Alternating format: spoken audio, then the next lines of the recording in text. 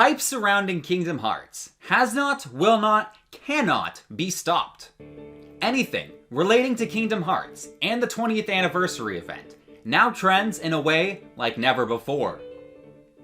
It's interesting to note how many people have also picked up the series lately, some for the first time ever, and some with a renewed interest as they await the upcoming event and new game announcements.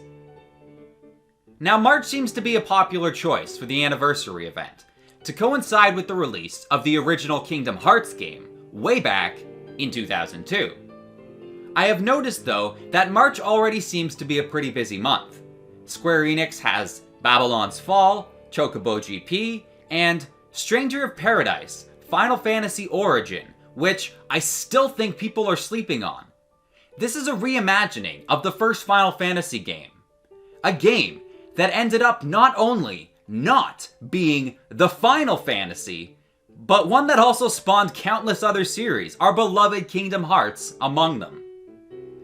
I guess I'm saying two things. One, expect Stranger of Paradise to be better than what you think. And two, Square Enix already has a pretty busy March. But that's not to say the anniversary event won't be in March, just that Disney and Square have to be mindful of where to place the actual event.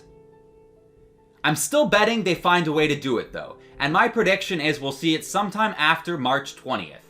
The start of spring, like the rumors seem to indicate recently. Sometime during those last 2 weeks of March anyways, seems to make the most amount of sense.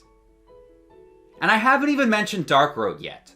The release of that game, or at least the cutscenes from that game, is sure to drum up hype even more for the anniversary event. And we almost certainly have to get that before the event, because Square mentioned the winter would be the month we see the game released. Now, I'm also pretty certain we'll see Xehanort in some juicy Quadratum scenes in the finale in order to further set up Phase 2. So that's another reason we're likely to get Dark Road before the anniversary event. Welcome back to Kayfy's Corner, where today we'll discuss some of the series' lingering plot threads, as well as which new character, if any of them, will wield a Keyblade for the first time in Phase 2. But first, what about that new rumor that Sony may have found a way to make the PS5 compatible with games all the way back to the PS1? This is huge if it's actually true. I had figured that Sony had given up on backwards compatibility a long time ago, so it's quite refreshing to see. I just thought I'd draw your attention to this, especially if it means we're eventually able to play all our copies of Final Fantasy and Kingdom Hearts games from the years past. If you happen to have held on to some of your older discs or games, you may be in luck. The PS5 may just be able to play them all in the near future. I don't know about you, but that premise gets me really excited. Just think of the vast libraries of thousands of different games that people would have access to. More options are always better, in my opinion, and so it would be really cool to pop one of them old PlayStation discs in my PS5 and have it work. Now, there's no real way to segue into this next part, so I'm just gonna go ahead and ask, which character do you think we will see wield a Keyblade first in Phase 2 of Kingdom Hearts? Because I posed this question the other day in one of my polls, and none of the above did seem to run away with it, with over 50%. But I'm gonna be honest, I don't actually think that's really an option. I think we're almost guaranteed to see a new character wield a Keyblade whom we have not seen before. Such as Naminé, Isa, Luxured, or Demix. I particularly think it could be those four candidates because there's really nobody else in Kingdom Hearts who has the potential to be a Keyblade wielder, I would think, other than maybe Ienzo and Ansem the Wise, but those two being Keyblade wielders would be a bit odd. But Naminé, with her memory magic and the way she was able to keep lingering Will around in order to free Terra, it just seems like she would be a great option, and especially being Kairi's nobody, to be a Keyblade wielder. I would love to see her wield a Keyblade and see what she can accomplish. And Isa, also known as Saix, could easily be the next Keyblade wielder. This would be in search of Subject X, whom, based on the secret reports, we all assume to be Skuld. but him and Axel used to sneak into the castle as children to go visit her before she disappeared. And you can bet, now that he's on the side of light, and Axel's wielding a Keyblade, that they're going to be searching for Subject X with all of their might.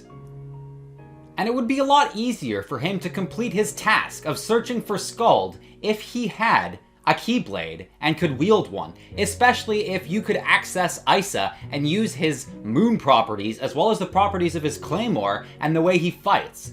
We've had some intense boss battles against him, so imagine using him in combat.